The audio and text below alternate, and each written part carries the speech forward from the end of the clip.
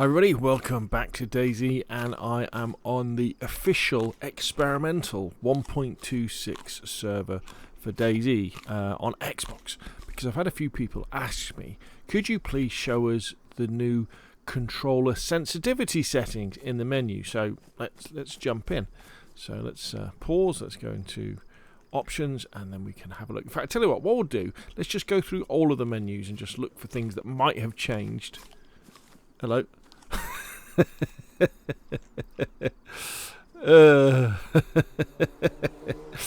That might have changed. That person is probably going to go and get a rock and then smash my head in. So we better do this quickly. So volume, effects, music, ambient music, it's all the same, isn't it? Here we go. This is where we've got all the changes. Remember, aim assist, that's always been there, but that just means with zombies, not with players. And here we have sensitivity, vertical movement and horizontal. Sensitivity to vertical movement and horizontal movement as you move around. Vehicle sensitivity. Often sensitivity is too high, isn't it, when you're in a vehicle, and you just want to slow it down so you don't go slamming into those trees. Vertical view. Camera sensitivity. This is a big one for me. I like to have my sensitivity fairly slow. Camera curvature. Now, this is an interesting one. So, the idea is that when you have a curve applied to a sensitivity, it makes it non-linear. So, if you move your stick 10% with a linear curve, well, I guess it's not a curve, it's a straight line, with a linear setting, what would happen is that if you move your stick 10%, the sensitivity is 10% more, well, more. No, I've said that wrong. So if you move your sticks 10%, your view will change by 10%. And then if you move it 10% more, it'll be 20%.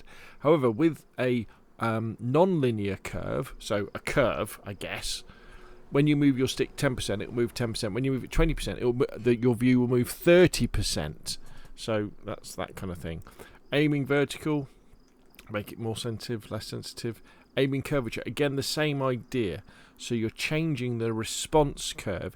If you're coming from the likes of Call of Duty or Battlefield or any sort of first-person or third-person shooter where accurate aiming is required and you spend time fiddling with your sensitivity, then you'll be at home here. Now, left stick dead zone and right stick dead zone. This is good because it means that you can have it so that there's a minimum input you have to put into your sticks before your character will start moving or start looking around. This is very good if you've got an old gamepad and it's got a bit of stick drift and your character tends to slowly move around because your gamepad probably needs replacing, but they're not cheap, are they? So that can be a little bit difficult as well. So this is all very exciting, and it's very good that we can now do this. However, one thing, in fact, we better go to default, haven't we? Let me just change it back to default because I've been mucking around with it. I do invert vertical view, yes.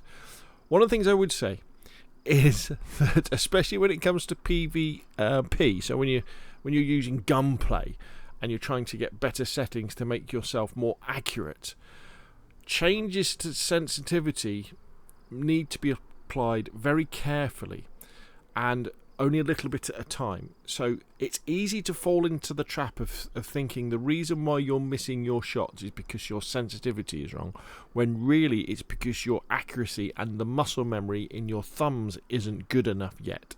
So if you do make a change to your aiming sensitivity, for example, or the curvature of the aiming, make sure that you leave that sensitivity setting in place for at least a week, and you've played for several hours with that sensitivity setting to get that muscle memory of your thumbs into place. Also, the really important thing I'd say is a higher sensitivity doesn't necessarily mean you're going to get more accurate. In fact, most people have a sensitivity in things like Call of Duty. They set it way too high and they overshoot targets. So that means is when you try and snap onto a target, you go past the target and then you have to track back onto it. If you find that you're doing that, that means your sensitivity is too high. Take it right down. Then slowly bring it up and concentrate on centering. Okay, we might as well talk about that.